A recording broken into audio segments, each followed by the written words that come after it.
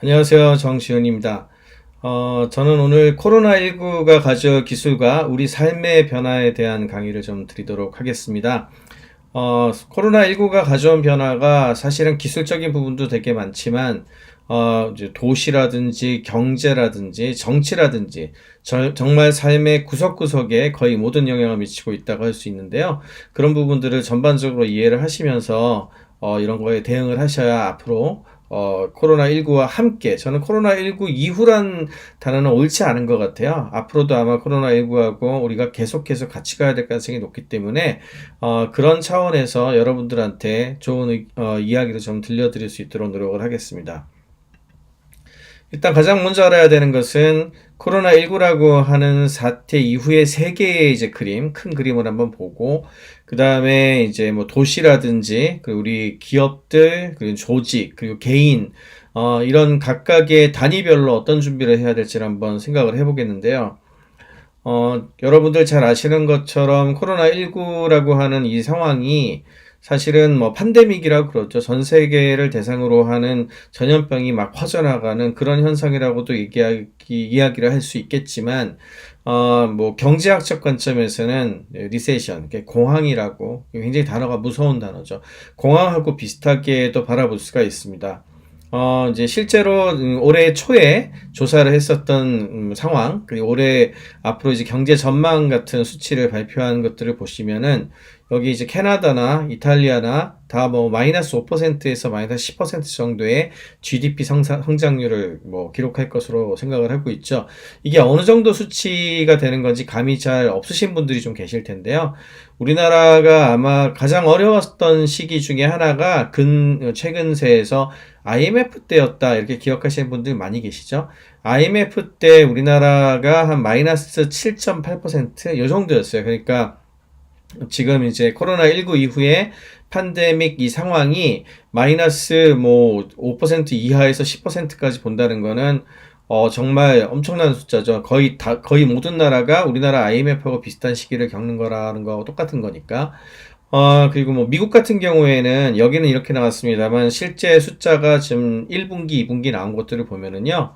이건 진짜 상상하기 어려운 숫자인데 마이너스 35% 이렇게 나오고 있습니다. 그러면 진짜 너무너무 고통스러운 거죠. 그래서 뭐 이 팬데믹이라고 하는 것이 그 보건 의료의 위기이기도 하지만 전 세계적인 어떤 경제 위기이기도 하다, 이렇게 이야기를 많이 하고 있죠. 또 한 가지는 이게 언제 극복될 수 있을까? 이에 대한 생각인데, 그래도 이제 이것하고 좀 비슷했었던 상황 몇 가지를 한번 보겠습니다. 1958년에 아시안 플루라고 하는 게 있었는데, 이때도 뭐 미국에서만 11만 6천 명 이상이 죽었던 그런 팬데믹 상황이었고요. 그 다음에 아시아에서는 물론 숫자는 그 정도까지는 안 됐지만 아마 뭐 사스라고 많이 들어보셨죠. 홍콩, 광동 지역 중심으로 해서 번졌던 사스가 있었고, 그 다음에 홍콩 독감이라고 1968년에 이것도 참 엄청 크게 번졌었던 인플루엔자가 있었습니다.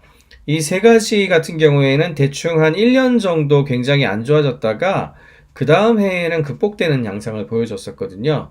근데 지금 현재의 코로나19는 제일 비슷하다고 생각하는 게 1918년에 스페인 독감이라고 부르는 게 그래도 제일 비슷하다고 많이들 이야기를 하고 있습니다.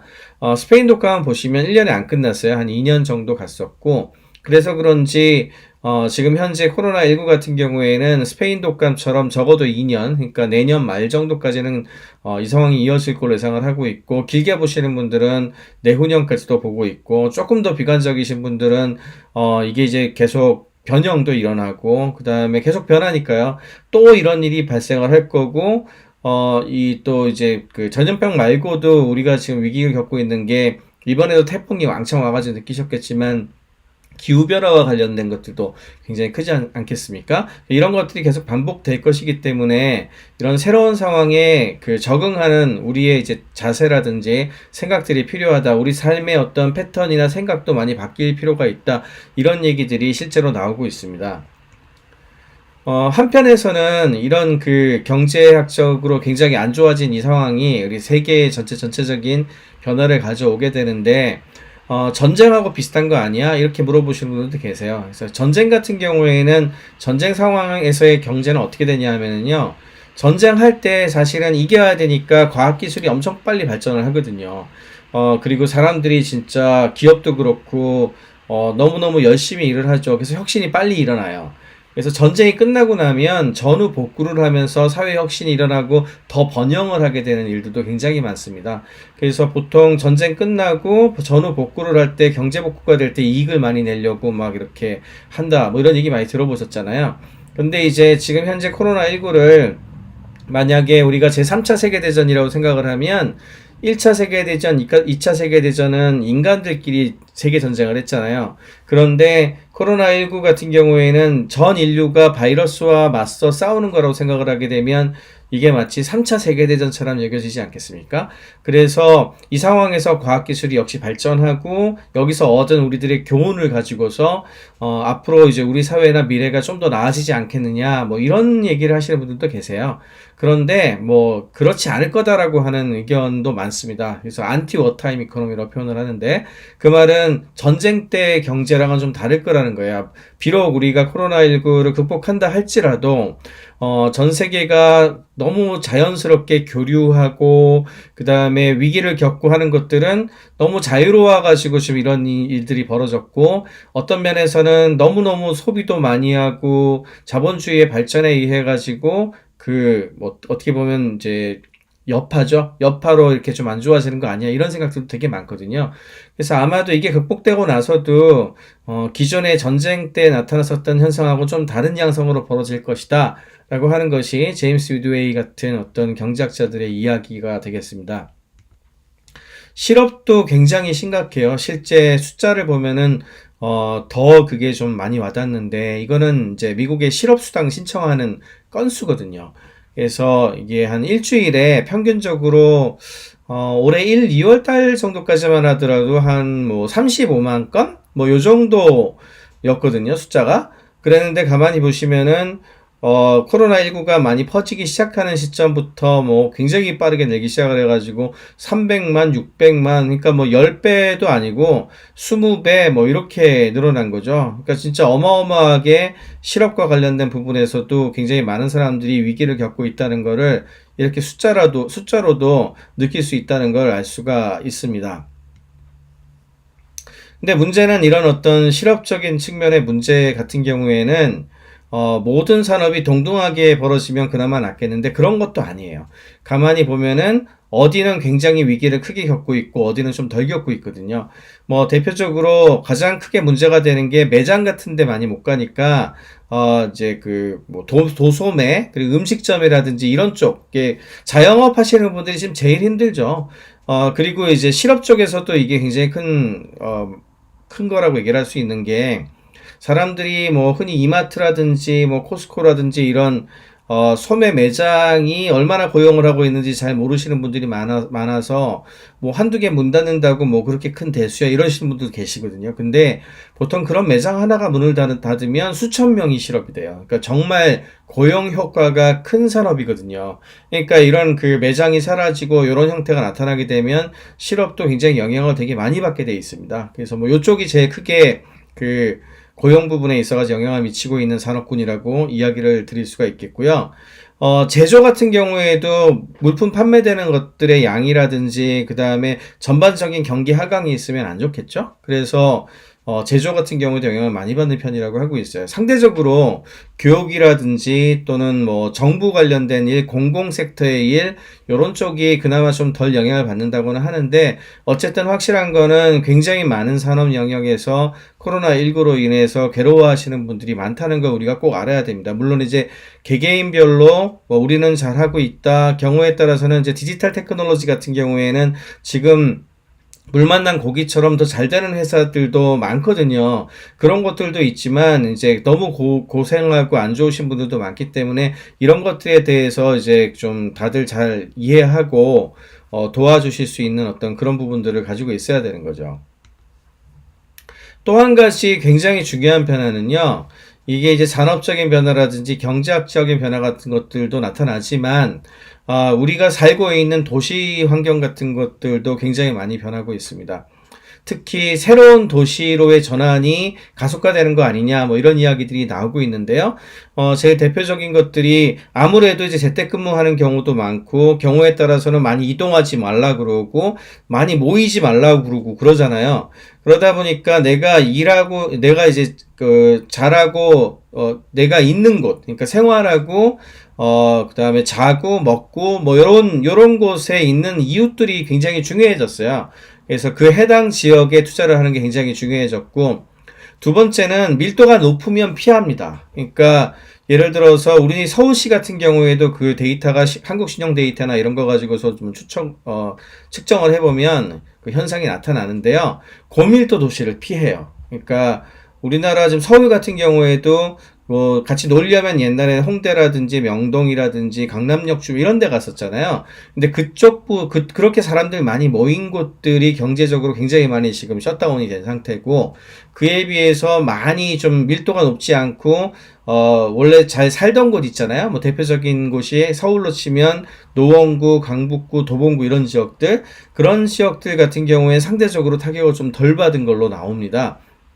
또 한 가지는 제가 지인이 이제 실리콘밸리 계시는 분들 같은 경우에는 실리콘밸리도 잘 사니까 굉장히 많이 모였었잖아요. 근데 요즘에는 실리콘밸리는 굉장히 뭐랄까요, 좀 선제적으로 대응을 많이 해서 다들 뭐 이게 1년 이상 갈 것 같으니까 구글이나 페이스북 같은 회사를 보면은 내년 말까지 재택근무 이렇게 하거든요. 그러면은 이분들이 지금 한국에 들어온 분도 되게 많아요. 제 지인들도 한국에 많이 들어왔고, 옛날 같았으면 꿈도 못 꿀 일이죠. 예, 그렇게 뭐 되고 있기 때문에 이런 부분들을 생각을 해보면은 이제 고밀도에 있는 도시를 피해서 막 번져나가는 현상을 이야기할 수가 있겠고, 그 다음에 샌프란시스코에 지인이 지금 있는데, 샌프란시스코가 거의 고스트타운, 유령 도시처럼 사람이 없는 도시가 돼가고 있다 그래요. 그러니까 이것도 역시 고밀도로 이렇게 이제 모여 사는 것들을 피하는 경향이죠. 상대적으로 이제 교외로 나가는 사람들도 굉장히 많아지고, 우리나라 같은 경우에도 아마도 뭐 남양주라든지 뭐 양평이라든지 이런 데 쪽으로 좀 나가시는 분들도 많이 계신 것 같고, 뭐 그렇습니다. 그러니까 이게 제가 지금 이렇게 좀 그 부정적인 얘기 좀 많이 드렸는데, 그치만 이제 인류는 뭐 언제나 좀 진화를 하지 않습니까? 대응을 해요. 그리고 도시도 그에 맞춰서 대응을 하죠. 그래서 아마도 앞으로 우리가 생각하는 좀 좋은 도시, 그리고 잘 살 수 있는 도시는 옛날처럼 너무 고밀도는 아니면서도 공공보건을 최우선으로 하면서 좀 안전성을 좀 많이 갖추는 그런 도시를 선호할 가능성이 높고요.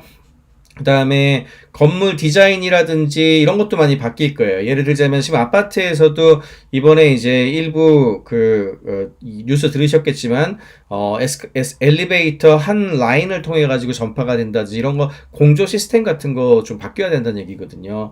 그리고 뭐 환기라든지 이런 게 굉장히 중요해졌잖아요. 그러면 그런 것들을 잘 고려한 건축 양식 같은 것들이 들어간 그런 도시, 이런 것들이 되게 많아질 가능성이 높죠. 거리도 많이 바뀔 것 같아요. 사람들이 이제 직접 만나서 매장 같은 데 많이 들어가서 뭐 이런 것들을 좀 덜 할 거고, 그러면 매장 숫자가 좀 줄겠죠. 그렇게 되면 거리 모습이 아마도 지금하고 좀 달라지지 않을까. 사람들이 선호하는 도시의 모습이 지금과는 많이 달라지지 않을까. 이렇게 예상을 하고 있고, 이런 미래 도시에 맞춰서 건축이라든지 새로운 도시공학적인 디자인을 하시는 분들도 요즘 생겨나고 있습니다. 그 다음으로 이제 기업이라든지 개인 입장에서도 이제 가치관도 이제 변하는 거예요. 이제 무엇이 중요한가에 대한 생각도 되게 많이 달라지는데, 지금까지는 자본주의라고 하는 것이 우리의 가장 중요한 거였으니까 돈을 많이 벌고 잘 살고 이런 게 최고야, 이런 생각들이 많은 사람들한테 가 있었잖아요. 근데 이게 가만히 생각해 보면 모든 걸 다 자유롭게 하고 무한히 성장해서 이익을 많이 내는 것이 최고야라고 했었던 것 때문에 그런 걸 잘했던 곳들일수록 이 코로나19의 대처를 잘 못하고 있잖아요. 미국이라든지 서유럽이라든지 이런 나라들을 보면은. 그래서 무한 성장해서 돈 많이 버는 것도 중요하지만, 이제는 그 개인도 그렇고 가족도 그렇고 기업도 그렇고 나라도 그렇고 어떻게 하면 많은 사람들과 함께 잘 살아갈 수 있을까 하는 지속 가능성에 대한 중요성이 많이 올라가고, 그러면서도 변화가 계속 있으니까 그런 변화에 대응할 수 있어야 되므로 혁신 같은 것들도 해야 되는 뭐 이런 생각들을 많이 하게 되겠죠. 그리고 이익이 최고다라는 어떤 생각이 항상 옳다고 생각했었는데 기업은 돈을 벌어야 돼 이런 얘기들을 항상 많이 했었잖아요. 그렇지만 이제는 이익도 되게 중요하지만 사람들의 삶의 질도 중요하고 그다음에 사회적으로도 서로 잘 살 수 있어야지 우리가 다 같이 살 수 있지 혼자만 잘 된다고 되는 건 아니지 않습니까? 그래서 그런 사회적 안녕이 모두 같이 균형을 맞출 수 있도록 하는 것이 좋다라고 하는 생각이 많이 번지고 있어요. 그리고 최근 코로나19와 함께 나타나는 가장 뚜렷한 현상 중에 하나가 기술을 잘 쓰는 곳들이 비교적 이런 걸 잘 극복하고 있거든요. 그래서 기술이라는 것을 두려워하거나 나하고는 별 상관없는 거야 라고 이야기를 하기보다는 기술에 대해서 조금 더 편안하게 생각하고 기술을 나의 친구로 해서 언제나 쉽게 쓸 수 있도록 하는 마음가짐을 가지는 것이 또 굉장히 중요하겠습니다. 그 다음으로 지금 특히 이제 불교 쪽하고 굉장히 연관되는 가치관이라고 저는 생각을 하는데 전에는 가진 것에 대한 것을 되게 중요하게 생각했죠. 누가 무엇을 가지고 있고 내 재산이 이렇게 많고 이런 것들을 자랑하고 그랬었는데 이제는 이게 계속 변화가 되니까 뭐 가진 것보다는 어떻게 될 거냐, 앞으로 어떻게 살 거냐라고 하는 how, 어떻게라고 하는 것에 대한 질문을 많이 하게 됐고요. 그리고 삶에 대해서도 생각을 옛날보다 더 많이 하게 되는 것 같아요. 존재 그 자체에 대한 고민도 굉장히 많고요. 이런 쪽으로 중요성이 이제 넘어갑니다. 조직의 입장에서도 전에는 대량 생산을 하고 그 다음에 뭐 생산성이 좋아야 되니까 그런 거를 하기 위해서 제어를 잘하는 게 굉장히 중요한 그래서 관리 체계라든지 이런 걸 최고로 쳤었는데 지금은 그것보다는 각자 잘해야 되는 게 굉장히 많죠. 그리고 협력을 통해서 해결해야 되는 일들이 너무너무 많습니다. 그렇게 되기 위해서는 진짜 사회적으로도 제일 중요한 것들이 명령체계라든지 이런 것들보다는 상호 간의 신뢰와 존중 같은 것들이 앞으로 더 중요한 가치관으로 자리 잡을 가능성이 높고 개개인들이나 커뮤니티가 굉장히 발전을 해야 지금과 같은 어떤 위기가 계속 닥칠 텐데 그런 거를 좀 잘 대응을 할 수가 있게 되겠죠. 그래서 중요하게 생각하는 것들도 이렇게 많이 변하고 있어요. 그러다 보니까 정치적으로도 큰 변화가 있을 거라는 얘기가 나오고 있습니다. 지금 영문으로 되어 있는 거 제가 캡처를 했는데 아주 유명한 저널이에요. 이게 이제 Foreign Policy라고 하는 저널인데 뭐 우리나라 대통령 선거도 그렇고 미국 대통령 선거도 그렇고 전 세계에 어떤 정치학적 변화가 있을 때 뭐 가장 많이 인용되는 저널입니다. 여기에서도 이제 코로나19 특집을 뭐 다뤘어요. 코로나19와 함께 전 세계의 어떤 역학구도라든지 정치학적인 생각 뭐 이런 부분들이 앞으로 어떻게 변할 것 같으냐 이런 것들을 세계적인 석학들의 어떤 의견을 모아가지고 뭐 이렇게 글을 쓴 거죠. 그렇게 해서 이제 실었는데 그 중에 한 개를 제가 가지고 와봤습니다. 스테판 월트라고 한 분이 특히 이 이야기를 많이 했는데요. 제목부터가 굉장히 좀 쇼킹하죠. 세계가 옛날보다는 덜 개방적이고 번영하고 자유로울 것 같다 이런 얘기를 했어요. 그러면서 여기 보면은 사우스 코리아 얘기가 나옵니다. 한국, 와, 그리고 싱가포르 이렇게 얘기가 나오죠. 무슨 얘기냐면 이 팬데믹을 잘 대처하는 곳들을 봤더니 흔히 얘기하는 지금의 자본주의, 1차 산업혁명, 2차 산업혁명 이후에 크게 성공했었던 자본주의 국가들, 유럽이라든지 미국이 진짜 너무 못하고 있죠. 여러분들도 너무 깜짝 놀라지 않으셨습니까? 소위 선진국이라고 했었던 곳들이 그 서양의 브랜드를 가지고서 우리가 최고야 뭐 이런 게 있었는데 진짜 뭐 미국은 하루에 지금 확진자가 6만 명씩 나오고요. 영국도 10,000명이 넘어가고 뭐 이런 식의 상황이 계속 되고 있다 그러잖아요. 이게 좀 이해가 안 되는 부분이 굉장히 많으시죠. 사실 한국 같은 경우에는 마스크 쓰라고 하면 다들 잘 쓰고 남들을 배려하고 그래서 우리나라는 좀 늘어나는 것 같다가도 계속 잡히지 않습니까? 그런데 어떻게 된 것이 선진국이라고 하는 뭐 이탈리아, 뭐 스페인, 뭐 그리고 뭐 미국 보면은 다 말도 잘 안 듣고 자기들이 잘났잖아요. 그리고 뭐 자기네들이 자유가 중요하고 그래서 마스크 안 쓰고 다니고 다 옮기고 다니고 그걸 보면서 아 이거 뭔가 좀 이상하다는 생각 안 드세요? 그런 거를 우리뿐만이 아니고 서양 쪽에 정치학하시는 분도 느끼시는 것 같아요. 그러니까 이게 물론 이제 여러 가지 이유가 있습니다. 우리 동양 쪽이 잘하는. 법적인 측면에서 봤을 때에는 예를 들자면 한국은 메르스 사태 때 그 전염병이 퍼지는 게 큰 위협이 될 수 있으니까 개인정보 같은 것들 되게 중요하긴 한데, 이런 상황에서는 위기 상황이니까 개인의 정보를 가지고 와서 우리가 트래킹 한다 그러는데 추적도 하고 테스트도 하고 이렇게 해서 경우에 따라서는 자가 격리도 시키고 이렇게 해서 관리를 하잖아요. 그래서 사회 공동선을 위해서 개인의 자유를 일부 희생하는 선택을 우리는 사회적으로 합의를 한 거죠. 우리나라만 그런 게 아니고 싱가포르라든지 대만 이런 나라들도 다 잘하는 이유가, 그 나라들은 이제 메르스 대신에 사스 때 그런 거를 막 준비를 했어요. 물론 이렇게 법적인 부분에 준비가 된 것도 있겠고, 그보다 더 중요하게 생각하는 거는 전 개인적으로는 마인드인 것 같아요. 이제 우리 동양적인 마인드는 개인이 잘 되는 것도 중요하지만 남에 대한 배려라는 게 보통 있잖아요. 예의도 있고 사회적인 우리라고 하는 개념이 좀 있다 보니까 마스크를 쓰는 것도 물론 내가 안 걸리려고 하는 것도 있지만, 혹시라도 내가 걸렸다고 하거나 걸렸을 수 있는데 모를 수 있잖아요. 그럴 때 남한테 옮기면 안 되니까. 이런 거 배려한다고 쓰시는 분도 굉장히 많지 않습니까? 그래서 그런 부분들이 사실은 이런 위기 상황에서는 훨씬 더 잘 극복하더라는 거죠. 그러니까 개개인의 자유를 중시해서 역량을 끌어내는 거는 미국이나 서양식 그런 게 굉장히 잘 됐을지 모르겠지만, 위기 상황에서는 다 같이 극복을 해야 되니까 다 같이 극복하는 거는 동양적인 어떤 그런 접근이 더 낫더라, 이런 얘기들이 나오고 있고, 그걸 통해 가지고 이제 동양 쪽에 대한 어떤 그 생각들에 다시 생각해보는 그런 계기들이 요즘 많이 되고 있는 것 같아요. 그러면서 초글로벌화 시대가 끝난 거 아니라는 얘기까지 많이 하고 있습니다. 산업 각각을 쳐다봐도요, 좀 진짜 너무 큰 변화가 많은 것 같아요. 예를 들어 지금 보여드리는 그래프 진짜 어마어마하게 푹푹 떨어지는 그래프인데, 이거 이제 항공사 관련된 거죠. 일부는 항공사 주식을 너무 많이 떨어졌기 때문에 지금 사자 이런 얘기 하시는 분들 좀 계신데, 워렌 버핏 같은 분들이 사실은 굉장히 유명한 투자자잖아요. 가치 투자, 근본적인 어떤 파운데이션, 기초를 이용해서 투자를 하시는 분인데, 이분 심지어는 과거에 이제 리먼 브로더스 사태, 2008년에 글로벌 금융위기 때, 그때에도 세계적인 신문의 일면 전체를 통으로 사가지고, 바이 아메리카, 미국 주식을 사라, 미국이 그렇게 쉽게 무너지지 않아, 이런 거 하셨던 분이었거든요. 근데 최근에 코로나19 때 가장 먼저 하신 일이 5대 항공사 주식을 다 매각을 했어요. 한 주도 안 남기고. 그 이유는 이게 금방 끝날 것 같지 않다는 거죠. 아마 이런 식으로 계속 될 거예요. 근데 이게 항공사만의 문제가 아니죠. 우리나라도 지금 이스타항공도 그렇고, 그 다음에 아시아나도 그렇고, 굉장히 지금 항공사가 어렵잖아요. 그래서 매각 같은 것도 잘 안 이루어지고, 정리해고도 하시 너무 고통스럽죠. 인천공항 숫자 같은 경우에도 거의 10분의 1로 줄어들었다 그래요. 그러니까 이렇게 크게 줄어들고 변화가 양상이 큰 거는 진짜 이 항공사가 이제 큰 변화를 가지고 오고 있죠. 항공사만의 문제는 아닌 것 같아요. 이게 이제 연관 산업이 되게 많잖아요.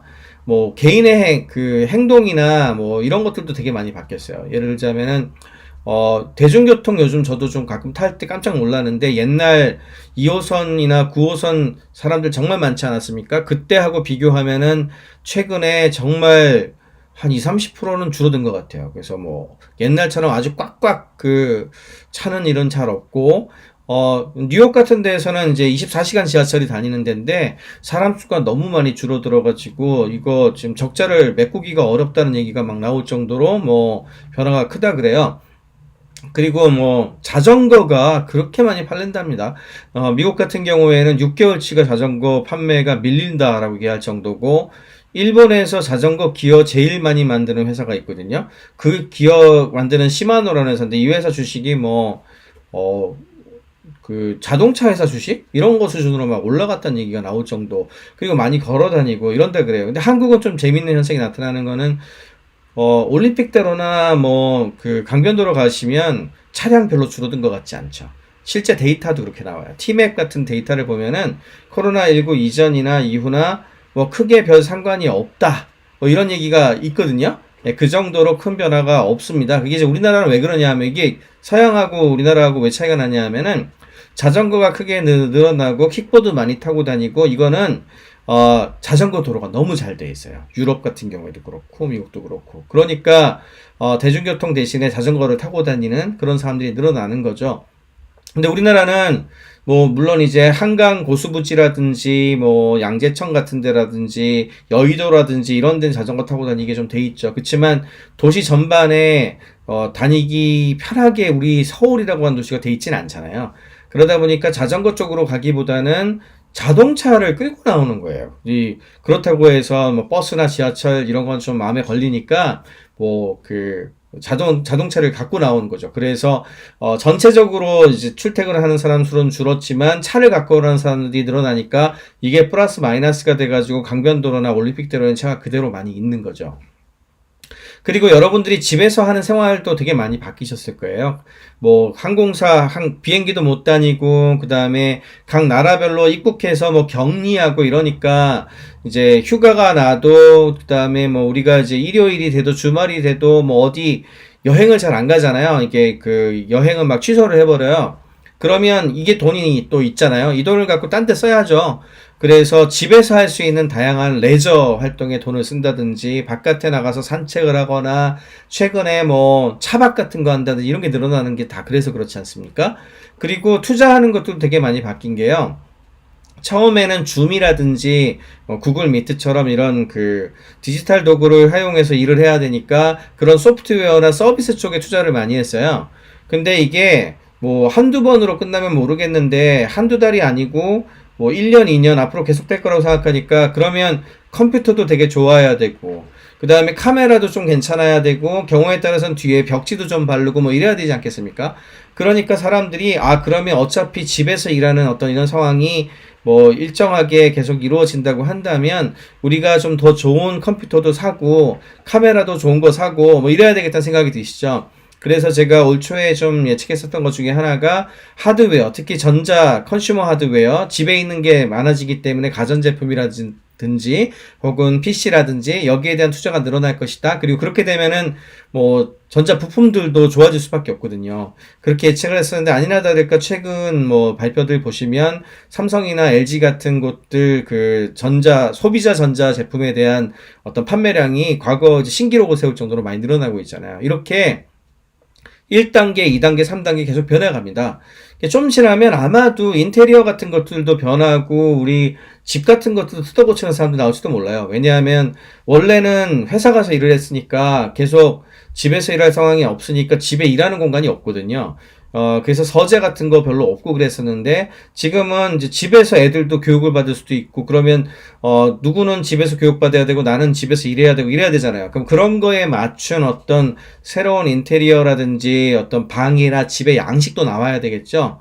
그래서 가만 생각해 보시면은 이게 단순하게 전염병으로 끝나는 문제가 아니라 도시의 변화도 나타나고 우리의 어떤 행동의 변화가 나타나고 행동의 변화가 나타나니까 주거의 변화도 나타나고 주거의 변화가 나타나게 되니까 나중에 옷도 옷 입는 것도 달라지고 뭐 이럴지도 모르겠어요. 왜냐하면은 밖에 나갈 일이 좀 적어지니까 옷에 대한 어떤 구매 같은 것도 줄어들잖아요. 그래서 뭐 이런 부분들도 있을 수가 있고, 그 다음에 이제 지금 제가 하고 있는 것도 마찬가지인데, 저도 지금 이거 촬영하고 있지만, 상의는 이렇게 입었지만, 하의는 반바지 입고 있거든요. 왜냐하면 지금 안 나가잖아요. 그래서 여러분들이 보기에 이상하진 않으시잖아요. 그래서 이렇게 옷을 투자하는 어떤 우선순위도 변하죠. 그 다음에 먹는 것도 변할 것 같아요. 식당 나가서 뭐 먹는 거, 이런 것들을 잘 안 하고, 배달시켜 먹고 이렇게 변하기 시작하지 않았습니까? 그러니까 사실은 지금 나타나고 있는 변화의 양상이 단순히 그냥 특정 산업의 변화가 아니라 의식주가 변하는 거예요. 의식주가 변한다는 거는 우리 삶 전체가 변한다는 거하고도 뭐 맥이 닿는 얘기죠. 이거는 이제 일하고 있는 양상 시간대의 변화인데요. 이거는 홈페이지 액티비티나 또는 스마트폰 같은 거 갖고 측정을 많이 하는데 어디서 어떻게 측정을 하더라도 패턴은 똑같게 나옵니다. 그래서 제가 거의 외울 정도예요. 언제나 24시간을 쭉 늘려서 보시면은 지금 보시는 것처럼 12시부터 보면 계속 떨어져 가지고요. 새벽 4시, 5시에 제일 낮아요. 사람들이 이때 제일 많이 자고 꼼짝 안 한다는 얘기죠. 이때부터 조금씩 오르기 시작을 해서 보통 한 9시, 10시 출퇴근 시간대죠. 이때 급격하게 올라서 보통 10시에서 한 12시 반 사이에 피크를 이뤄요. 이때 업무 생산성이 제일 좋다고 하죠. 그러다가 1시, 12시, 1시 사이에 툭 떨어지죠. 이건 점심 먹으러 간 거죠. 그 다음에 다시 올라가서 2시, 3시 이때 다시 올라와요. 그치만 한 10시, 11시 이때보다는 낮죠. 그래서 생산성은 역시 이때가 제일 좋습니다. 그러다가 퇴근 시간대 되면 쭉쭉 떨어져요. 그러다가 저녁 먹을 때 저녁 먹고 나서 한 9시 10시에 다시 좀 올라요. 아마 밥 먹고 나서 뭐 딴 거를 한다든지 뭐 넷플릭스 같은 걸 본다든지 이럴 수 있겠죠. 그 다음에 또 쭉쭉 떨어져요. 이게 이제 일반적인 패턴이에요. 어떻게 조사를 하더라도 이 패턴은 전 세계가 별로 크게 다르지 않습니다. 근데 이 그래프는 뭘 보여드리는 거냐 하면 여기 파란색이 코로나19 이전 2019년이고요. 이 녹색이 2020년이에요. 이거 굉장히 많이 변한 겁니다. 1년 사이에 이렇게 크게 차이 나는 게 없거든요. 변화 양상을 그래프로 보시면은 여기 그 높았던 건 낮아지고 낮았던 건 올라갔죠. 이 말은 우리가 일하는 시간에 경계가 사라지는 현상이라고 해석을 하실 수가 있어요. 그러니까 24시간 내내 일하는, 특별하게 언제 꼭 일해야 된다는 게 많이 사라지고 있다는 거죠. 그래서 이제 일하는 거와 관련된 시간 패턴도 굉장히 많이 변하고 있다는 거, 이것을 꼭 명심하셔야 됩니다. 비슷한 내용인데요. 미국의 어떤 주별로 이거는 이제 가장 작은 동그라미가 20% 정도가 일하는 공간이 이제 원래 일하던 공간, 이제 회사라고 치면 회사 바깥에서 일하는 시간을 따져본 거예요. 그게 한 20%가 되는 게 여기 이제 제일 작은 동그라미고, 큰 동그라미가 50%를 넘어가는 시점을 이야기를 하는 거예요. 그러면 3월달 전까지만 하더라도 거의 없었죠. 그런 일이. 대부분 회사에서 일하는 거지 무슨 딴 데서 일해. 이런 느낌이란 말이에요. 그러다가 3월 초에 조금씩 워싱턴주에서 시작을 해서 3월 이제 중순 넘어가니까 이제 거의 50%가 넘기 시작을 하죠. 근데 이 순서가 보면은 워싱턴주에서 시작해서 캘리포니아, 뉴욕, 일리노이, 여기는 시카고가 있습니다. 이렇게 진행이 돼서 아이다호까지 가는데, 아이다호가 옐로스톤 국립공원이라고 미국에서도 진짜 시골이에요. 정말 미국 최고 시골까지 이제 가는데 3월 말 정도까지 간 거죠. 이게 무슨 순서인지 아시겠습니까? 이게 코로나19가 퍼져나간 순서입니다. 워싱턴주의 시애틀주에서 제일 먼저 환자가 발병을 했고요. 그 다음에 실리콘밸리 쪽으로 옮겨갔다가 뉴욕에서 엄청 많이 퍼지고 시카고 이렇게 갔거든요. 그러니까 코로나19가 퍼지는 것과 집에서, 그러니까 회사에서 일하지 않고 다른 곳에서 일하는 시간이 늘어난 것의 연관성과 상관관계가 아주 높게 나타납니다. 이렇게. 이걸 이제 유럽 쪽의 그 변화로 가지고 와도 비슷해요. 이탈리아에서 제일 먼저 그런 변화가 나타나기 시작을 하고, 스페인, 그 다음에 독일, 이렇게 가죠. 예, 이게 이태리에서 제일 먼저 유럽엔 퍼졌잖아요. 아마 뉴스 보신 분들은 아실 거예요. 스페인은 그 다음에 갔고요. 근데 좀 이상한 건 영국이 좀 이상해요. 그죠? 영국이 이렇게 좀 뒤로 밀려 있는데, 그 이유는 뭐냐면 시작은 비슷했는데 뒤로 밀려 있죠. 왜죠? 예, 영국이 초반에 스웨덴과 함께 그다지 뭐 적극적인 정책을 펼치기보다는 그냥 다 걸릴 거니까 걸리시는 분들은 할 수 없죠. 뭐 거의 이런 식으로 대응을 했었거든요. 그러다가 보리스 존슨이라고 영국 총리가 걸려가지고 트럼프보다 더 했죠. 뭐 중환자실까지 갔다 오셨으니까. 그런 일이 벌어지고 하니까 그 뒤에 좀 부랴부랴 정책을 하는 바람에 이렇게 뒤로 좀 밀렸어요. 하지만 역시 여기서도 명확하게 코로나19의 그 퍼져나가는 양상하고 일하는 어떤 시간대, 특히 그 원격 근무하는 양상이 변한다는 걸 보여주는 그런 그래프가 되겠습니다. 그러면 코로나19하고 뭐 한 몇 년 전부터 나왔던 4차 산업혁명 또는 디지털 트랜스포메이션, 디지털 기술의 변화, 이런 거는 어떤 관계가 있을까요? 이거에 대한 얘기를 드릴게요. 제가 번역을 좀 하려다가 그냥 가지고 왔는데, 왜냐하면 이거 잘못하면은 그 원문의 의미를 해치겠더라고요. 그래서 좀 그냥 원문 그대로 가지고 왔는데요. 제가 눈에 탁 띄라고 빨간색, 파란색으로 정리를 해봤습니다. 중요한 거를. 이게 뭐냐 하면 유러피안 비즈니스 리뷰라고 경영학 분야에서 굉장히 유명한 저널이에요. 물론 이제 하버드 비즈니스 리뷰 이런 게 제일 유명하지만 유럽에서는 이게 굉장히 유명한 저널이거든요. 여기에서 돌란이라고 이제 국제 정치학 쪽 예측도 많이 하시고 하는 분인데, 이분이 예측을 해서 각종 기업이나 조직들한테 이런 것들을 중심으로 따라라 해서 7가지 지침을 내렸어요. 그리고 주요 예측을 했어요. 그럼 이제 경영학 분야의 저널이니까 사실 경영 관련된 얘기가 나와야 되잖아요.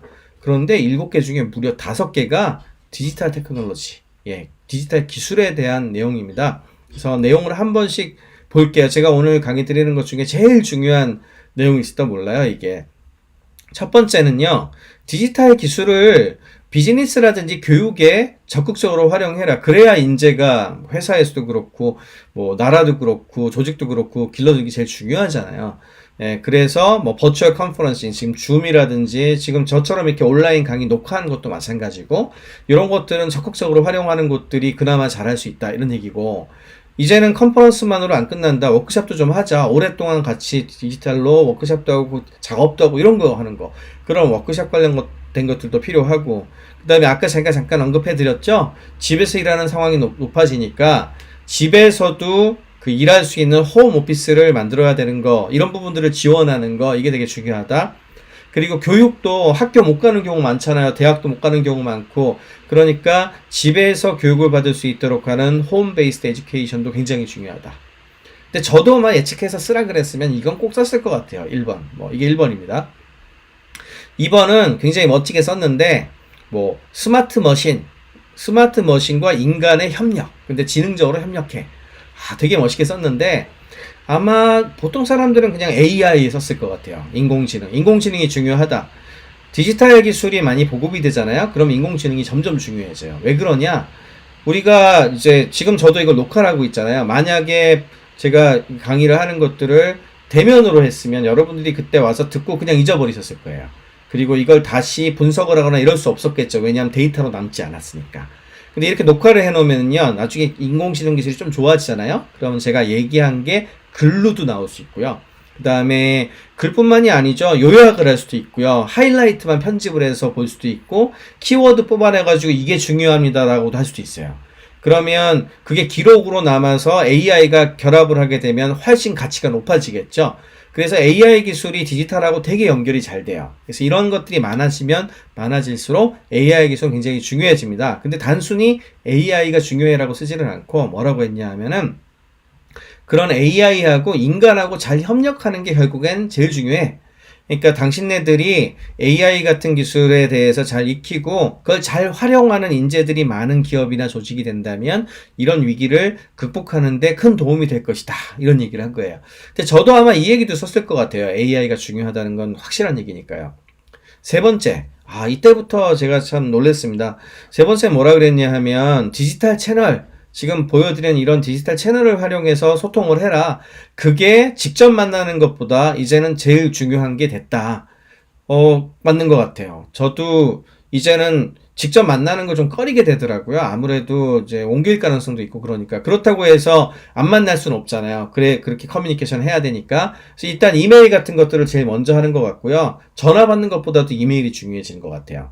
그리고 이제 내용이 좀 괜찮으면 우리 이제 디지털로 뭐 컨퍼런스 같은 거 연결해 가지고 좀 회의합시다. 화상 회의합시다. 이러는 거죠. 그럼 화상 회의를 해서 괜찮다 그러면 뭐 실사를 갈 수도 있고 그때 이제 훨씬 줄어든 다음에 이제 직접 만나기도 하고 혹은 뭐 어떤 게 있을까요? 뭐 계약서 같은 거 쓰는 것도 지금 인터넷으로 할 수 있거든요.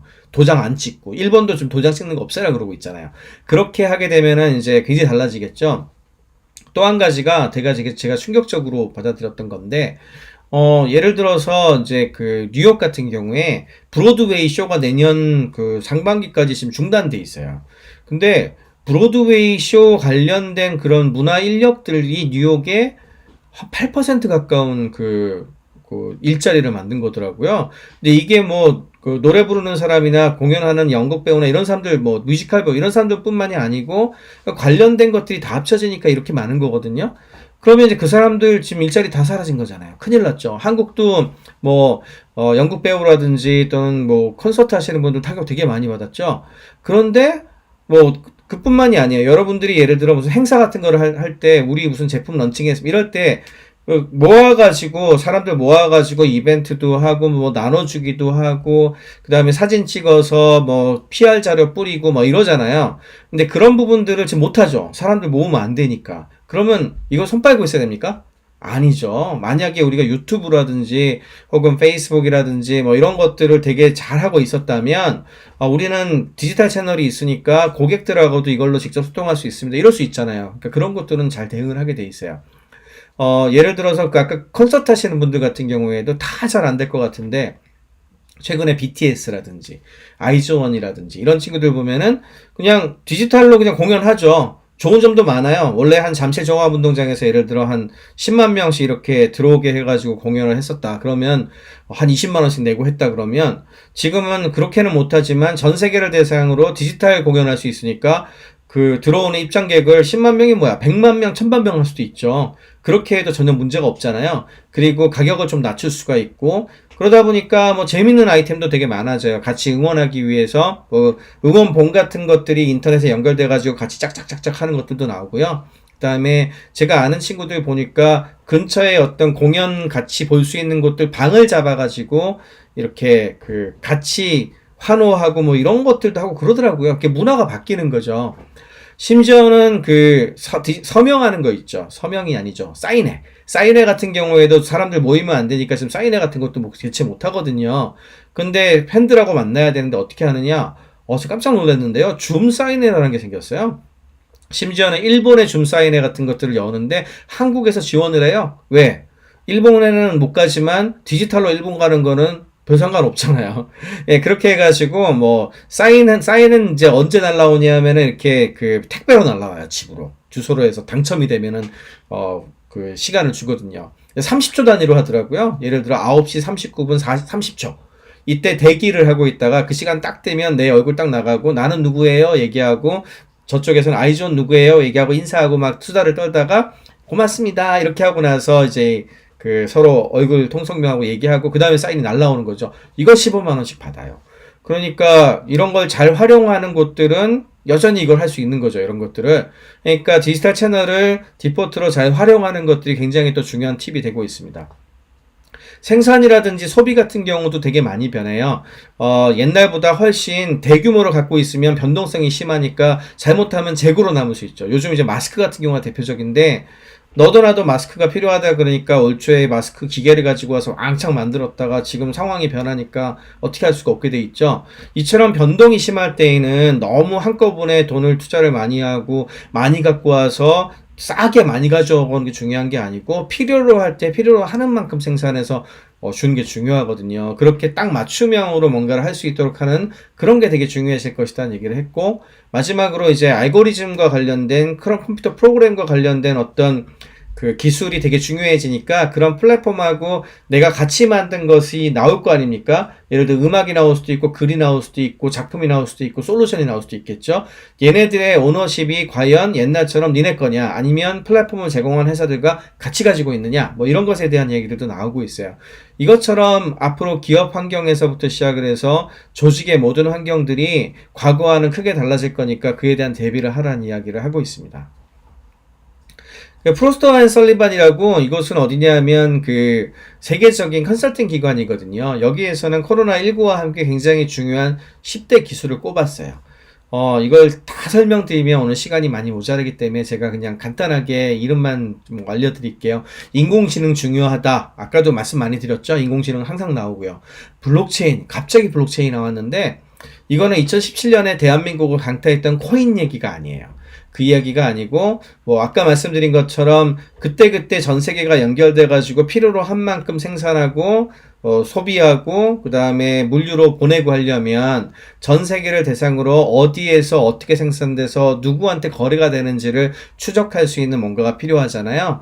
그래서 한국 같으면 공인인증서나 이런 걸로 할 수 있을지 모르겠지만 전 세계를 대상으로 해서 누가 샀는지를 알아야 되는데 그걸 다 통제하는 곳이 없잖아요. 그게 분산해서 해줘야 되는데 그런 걸 도와주는 기술이 블록체인 기술이에요. 그리고 어디에 무슨 물류가 갔는지를 체크하는 것도 블록체인이 되게 좋아질 수 있고 그래서 중요하다고 좀 보고 있습니다. 챗봇도 이제 디지털로 뭘 많이 하기 시작하면 챗봇이 나와가지고 중간에 좀 걸러주고 그러면 훨씬 효과적이겠죠? 그래서 좀 얘기가 나오고 있고 증강현실, 가상현실 이거는 옛날부터 많이 나왔던 얘기인데 이제 쏙 들어가는 것 같았어요. 사실은 뭐 잘 안 되니까. 그런데 최근에 또다시 각광받을 걸로 예상을 하고 있습니다. 왜냐하면 지금 여러분들도 2D로 좀 저하고 뭔가를 하고 계시잖아요. 근데 이거보다는 훨씬 현실적이고 진짜 보는 것처럼 만나서 뭔가 하고 싶은 경험을 더 좀 좋게 만들고 싶으시죠?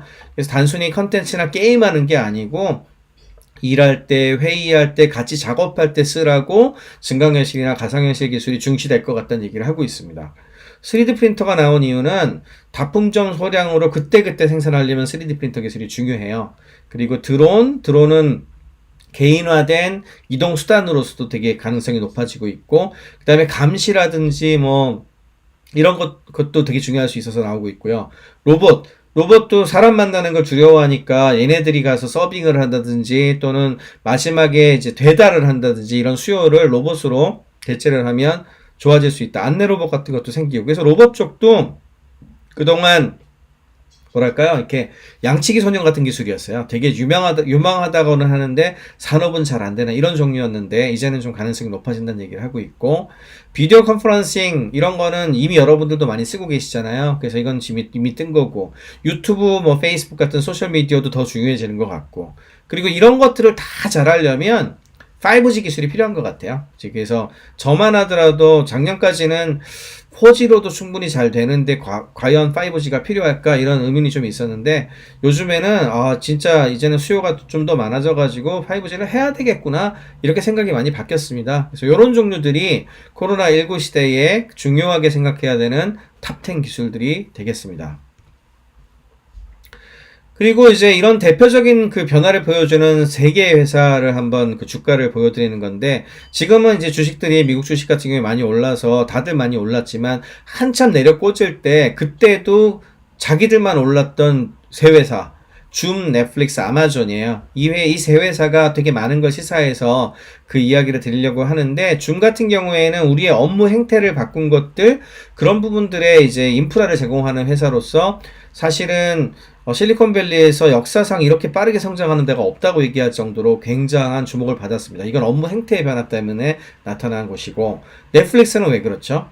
넷플릭스는 기존에도 잘 됐었지만 지금 집에 있으니까 여행도 못 가고, 그러면 그 좋은 컨텐츠라도 좀 봐야 되잖아요. 영화관 가기도 어려운데 사람들이 과감하게 엔터테인먼트 분야에 돈을 투자를 하기 시작을 한 거예요. 그래서 유료 비율이 되게 많이 올라가면서 매출이 많이 뛰었어요. 그래서 이제 넷플릭스가 나왔고요. 아마존은 전자상거래 회사죠. 상거래 같은 경우는 원래 옛날부터 있었던 거 아니야? 그렇죠. 근데 옛날보다 한국도 그렇고 미국도 그렇습니다만, 미국도 사실은 온라인보다는 오프라인 쇼핑이 그래도 더 컸어요.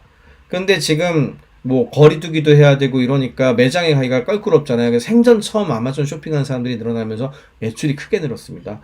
우리나라는 한국은 미국보다는 훨씬 옛날부터 온라인 쇼핑들을 많이 했지만, 한국도 마켓컬리라든지 뭐 신선식품 같은 것들도 그렇게 주문해 먹고 뭐 이런 것들이 늘어나기 시작하면서 비중이 크게 늘었거든요. 이제 상거래 관련된 부분들, 배달 관련된 거, 이런 것들을 대표하는 게 이제 아마존이라고 생각하시면 될 것 같아요. 이런 게 이제 변화 양상이죠.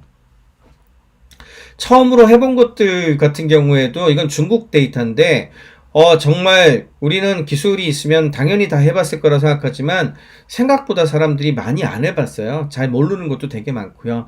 대표적인 게 온라인으로 이제 그 원격 진료받는 거. 우리나라는 이게 좀 불법인데 한국도 어느 정도 허용해야 되지 않느냐 이런 얘기들 많이 나오죠. 그래서 교육, 집에서 원래 학교 가가지고 항상 교육받는 거였는데, 아니면 직장 교육도 어디 가서 교육받는 거였는데 이렇게 온라인으로 하게 됐잖아요. 이런 거 처음 해봤다.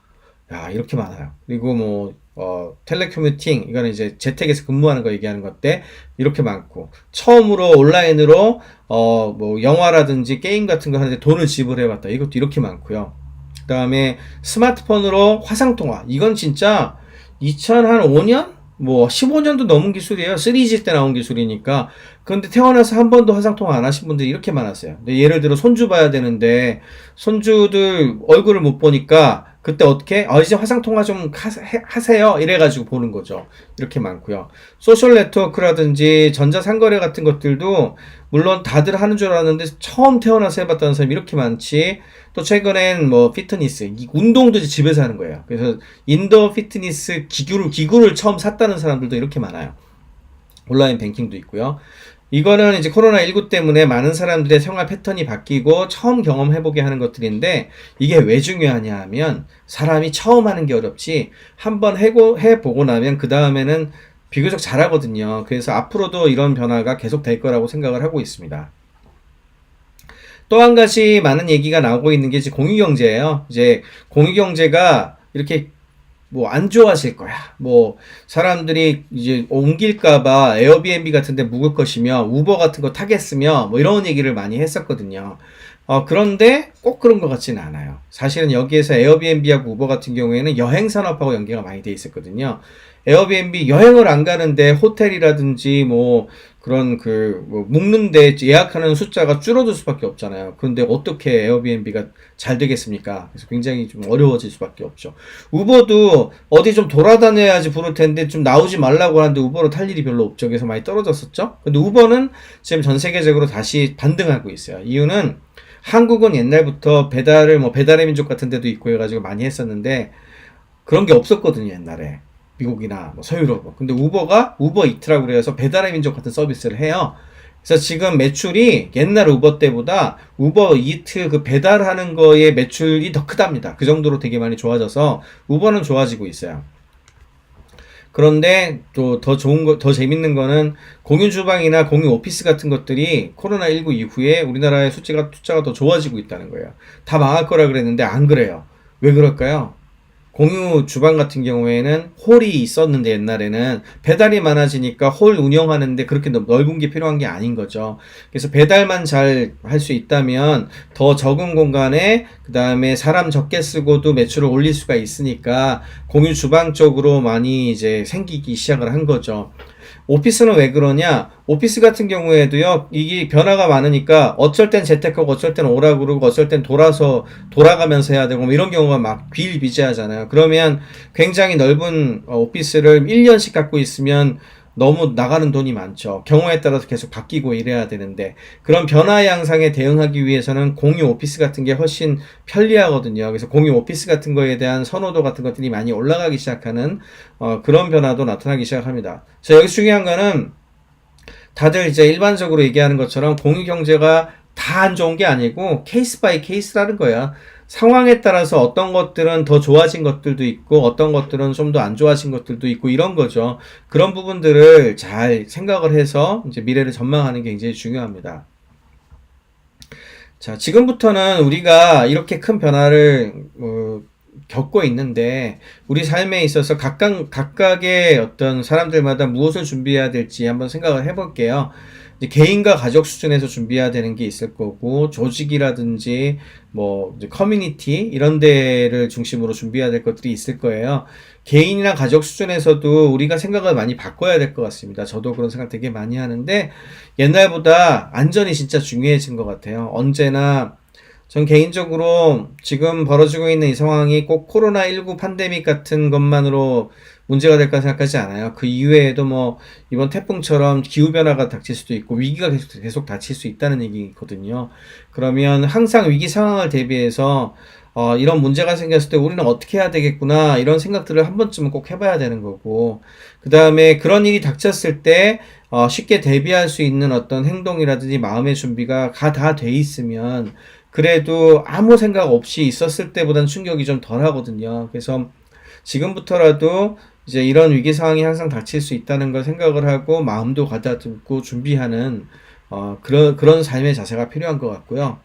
그 다음에 진짜 살아간다는 것에 대해서 다시 한번 생각해 봐야 될 것 같아요. 영원히 바꿔야 될 것들인데 우리가 생각하는 방식 아까 기업에 대한 얘기도 잠깐 드렸지만 언제나 돈 많이 벌고 이익 그리고 자유 이런 게 중요하다고 생각할 수 있지만 그거보다 더 중요한 게 있을 수도 있겠구나. 우리가 모두가 서로 이런 그 위기를 극복하기 위해서 손에 손을 맞잡지 않으면 다 같이 위기가 될 수 있겠구나 생각을 하게 되죠. 그런 어떤 생각하는 방식이라든지 혹은 사람들과 서로 관계를 맺는 것들도 직접 만나서 술 마시고 너는 나랑 꼭 뭐 이런 거보다는 굉장히 좀 다양한 사람들과 느슨하게 관계를 맺으면서도 서로가 서로를 도울 수 있는 그런 관계를 맺는 게 굉장히 중요할 것 같고 무엇보다 중요한 건 진짜 우리에게 정말 가치 있는 게 뭔지 그런 거에 대해서 좀 더 성찰하고 생각해보고 뭐 이런 것들이 필요한 것 같습니다.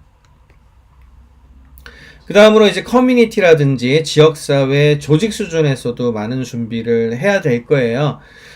특히 전에는 고밀도로 모여가지고 다 모여서 뭐 하자, 뭐 사실은 아파트도 그렇고 우리 교실도 그렇고 성냥갑 안에 바글바글 모여있는 그런 느낌이 되게 많았었잖아요. 그래서 이런 이제 고밀도의 연결 같은 것들은 옛날만큼 중요한 것 같지 않고 그런 것들은 좀 지양하고요. 그리고 글로벌 인류로서의 책임도 되게 많은 것 같아요. 왜냐하면은 우리 하나쯤 이런다고 했다가 그냥 다 퍼지잖아요. 그러니까 뭐 코로나도 그렇고 기후위기에 대한 것들도 그렇고 서로가 이런 것들에 대한 고민들을 좀 더 많이 하면서 우리가 가지고 있는 인류의 위기 관리에 조금이라도 뭔가 보탬을 되기 위해서 관심을 가지는 게 중요하고 작은 역할이라도 해야 되는 것 같아요. 마스크 쓰고 다니는 것도 있겠고, 기후위기 같은 경우에는 플라스틱 같은 거 덜 쓰는 거, 재활용 많이 하게 하는 거, 뭐 예를 들어 제가 이제 재활용할 때 최근에 이제 성동구 같은 경우에는 페트병 투명한 것들 따로 모으거든요. 근데 그거 좀 귀찮다고 좀 귀찮긴 하죠. 왜 다 비우고 우그리고 안에 그 비닐 뜯어내야 되거든요. 그렇긴 한데 그거를 안 하고 아직도 그냥 플라스틱에 버리시는 분들이 계세요. 그런 것들 좀 지양하고 다 같이 하면 훨씬 나아지겠죠? 예, 이런 것들 작은 실천이잖아요. 이런 것들을 좀 같이 많이 했으면 좋겠고요. 그 다음에 조직이나 회사 입장에서도 성장이 최고고 돈 많이 버는 게 최고다는 것들보다 어떻게 하면 다 같이 지속 가능한 사회를 만들면서 살아갈 수 있을까, 이거에 대한 고민을 많이 하는 우선순위를 두는 이런 어떤 그 성찰, 이게 필요한 것 같고요. 그리고 지금은 글로벌하게 그 공급되는 부품이라든지 이런 걸 통해 가지고 의존되는 게 너무 많죠. 근데 이번에 보시면은 한국이나 중국이 비교적 선방한 가장 큰 이유 중에 하나가, 우리나라나 중국은 꼭 필요한 것들을 다 그 나라에서 지금 다 돼요. 근데 서유럽이나 미국이나 이런 나라들 보면은 무역이 잘 안 돼서 자기네들이 직접 못 만드니까, 이제는 너무 비용 효율 따지다 보니까 없잖아요? 그러니까 대응을 못 하는 거야. 그래서 글로벌 가치 사설에 지나치게 의존하는 게 꼭 좋지 않을 것 같다는 생각이 들죠. 그래서 국가적인 입장에서도 꼭 필수적인 농업이라든지 제조라든지 이런 것에 대한 것들을 항상 갖추어갈 수 있도록 하는 그런 것들에 대한 정책 같은 걸 꼭 펼쳐야 된다는 얘기를 되게 많이 하고 있고, 언제나 시장에서 돈 중심으로 생각하기 쉽지만 지켜야 될 것들은 꼭 좀 내부에서 지킬 필요가 있다는 생각들을 해야 된다는 거죠. 그리고 과거에는 글로벌을 열심히 해가지고 많이 팔고 하는 것이 최고의 기회다, 이렇게 생각을 했었는데, 이게 너무 지나치면 되려 그에 대한 어떤 뭐랄까요, 의존성이 심해지게 되고, 그렇게 되면 위기가 심화될 수 있다, 이런 것들을 좀 명심하면서 우리들이 대처하는 방법도 크게 바꿔야 된다고 생각을 하고 있습니다. 그래서 이제 중요한 거는, 이제 저도 이제 실리콘밸리 관련된 얘기들을 많이 하고 스타트업 투자를 하는 사람이다 보니까 항상 이노베이션을 중시해요. 그리고 새로운 변화에 항상 대응을 적극적으로 하는 것이 최고다, 이런 얘기를 하거든요. 그리고 실제로 뭐 실리콘밸리에 있었던 여러 가지 디지털 기술들이 지금 이런 위기 상황에서 되려 빛을 많이 발했고, 주가 아까 보셔서 아시겠지만 이 회사들은 지금 더 잘 됐어요. 변화도 어떤 경우에는 과거에 한 5년, 10년 걸릴 것들을 이번 1년 사이에 확 땡겨가지고 다 하더라, 이렇게 됐다는 상황으로 얘기하시는 분들도 계시거든요. 근데 언제나 우리가 다 같이 사는 사회이기 때문에 그 이면을 봐야 돼요. 그 체인지, 바뀌는 것과 혁신에 대한 좋은 점도 있지만, 사실은 거기에 대응하지 못하고 힘드신 분들도 굉장히 많고, 그런 분들에 대한 어떤 그 대비 같은 것도 있어야 되고요. 사회의 안정성이 어느 정도 확보가 돼야지 우리 사회가 같이 발전해 나갈 수가 있는 거거든요. 그래서 그런 부분들에 있어서 혁신하고 안정성 같은 것들의 어떤 균형을 잘 잡는 가치관이나 생각들을 많이 할 필요가 있고, 어떤 정도가 제일 적절할지에 대해서 우리 모두가 다 같이 고민하고 생각을 해봐야 되는 거 아닌가, 이런 생각을 더 많이 하게 됩니다. 마지막으로 요약을 좀 드리려고 하는데요. 이거는 이제 하버드 비즈니스 리뷰, 역시 세계에서 제일 유명한 비즈니스 저널입니다. 하버드 대학에서 이제 발행하는 것이기도 하죠. 그래서 이게 이제 코로나19가 굉장히 큰 위기긴 한데, 위기의 역사 관점에서 배우는 교훈을 이제 여기에서 좀 언급을 했어요. 과거에 사스 같은 것부터 시작해서 여러 가지 위기들이 많이 있었기 때문에 경제학적 관점, 미시경제학적인 관점, 거시경제학적인 관점, 정치적 관점에서 우리가 과거의 교훈을 삼아서 대비해야 되는 어떤 이야기를 정리를 한 게 있는데, 이 이야기를 마지막으로 드리고 저의 강의를 마칠까 합니다. 미시경제학적인 관점에서는 위기는 언제나 신기술이라든지 새로운 비즈니스 모델에 대한 수용성을 높여요. 그러니까 움츠리고 있는 것들도 뭐 움츠리고 있는 것이 너무 민지상성이죠. 그게 일단 처음에 반응인데 그렇게만 머물기보다는 새로운 어떤 시도 같은 거를 하면서 많은 기회를 한번 탐색하는 것도 되게 중요하다는 얘기. 사스 같은 경우에 중국에서 전자상거래가 발전하게 되는 가장 큰 원인이었다 그래요. 그때 락다운을 시켰는데 원래는 매장 가서 샀던 거를 못 사잖아요. 그러니까 전자상거래를 시켰다고 그러더라고요. 그때 알리바바가 떴어요. 그래서 뭐 이런 것들. 코로나19 같은 경우엔 어떤 곳에 그런 변화를 가져오느냐. 온라인 교육이 크게 변할 것 같고요. 물류, 스마트폰을 이용해서 감시를 한다든지 체크를 한다든지 이런 거, 디지털 헬스케어 이런 분야가 큰 변화가 나타난다 이런 얘기를 하고 있고요. 거시경제학적인 관점에서는 글로벌한 가치 사슬이 이제 분산화가 돼서 각자 처리해야 되는 것들이 굉장히 많아졌고 그런 모델들이 분절화되고 있다는 것을 명심을 하고 대비를 해야 된다는 얘기를 하고 있습니다. 정치학적으로 봤을 때는 정치적인 측면에서는 과거보다 취약한 기관들이 되게 많아졌고 노출도 많이 되고 있어요. 그러다 보니까 정치적인 힘의 균형도 달라지는데 이런 걸 잘 이해를 하고 대비를 해야 된다는 얘기고 위기는 양쪽 면이 다 있다고 얘기를 하고 있습니다. 선한 측면에서 보자면은 더 많은 협력을 요구해요. 같이 많이 협력을 해야 이 위기를 같이 극복할 수 있거든요. 그렇지만 지리적, 정치적 파워가 양극화가 된다든지 단절도 초래할 수가 있죠. 지금 보시면은 미국이나 중국이 뭐 대립하는 것도 이거하고 좀 사실은 좀 연관되어 있잖아요. 이런 부분들이 모두 있다는 것들을 인지를 하고 여기에 잘 대비하는 개인 수준에서도 그렇고 가족 수준에서도 그렇고 조직 수준에서도 그렇고 국가 수준에서도 그렇고 이런 것을 대비할 수 있는 삶의 지혜를 가지셔야 될 것 같습니다. 그래서 지금 코로나19가 단순히 앞으로 한 1, 2년 안에 끝난다고 생각하지 마시고 여러분들의 삶에 대해서 다시 한번 생각하게 만드는 그런 계기가 되기를 바라면서 저의 강의를 마치도록 하겠습니다. 감사합니다.